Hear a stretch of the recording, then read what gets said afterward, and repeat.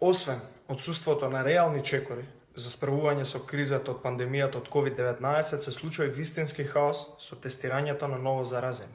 Отворено се сомневаме дека Комисијата за заразни болести и Венко Филипче манипулираат со бројот на ново заразени. Доволен доказ за тоа беа случаевите што ги споменав пред само 2 дена за градовите Штип и Велес, каде што во Штип Филипче се обиде да сокрие 13 ново заболени, а во Велес 20.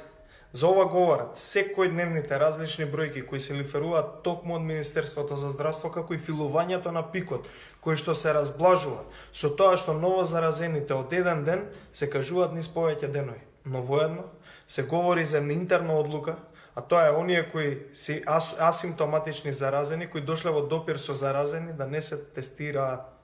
Таа бројка, бога ми, се говори дека воопшто не е мала, туку над 200. За ова сепак треба да одговорат од Министерството за здравство дали е точно. Ако е точно, тоа е потенцијална уште една експлозија на над 200 потенцијални кластери кои ќе заразат уште повеќе. Ова покажува дека за Венко Филипче, Зоран Заев и комисијата, партиската комисија за заразни болести, се претвора во борба за бројки, а не во борба против заразата. Да не се дрзнува, помалку да тестираат, ниту пак да ги релативизираат работите. Македонија има за жал неславна статистика на 1 милион жители и за жал сме предмет на подсмев на сите во регионот. Бидејќи сите ја победија заразата, само Република Македонија не.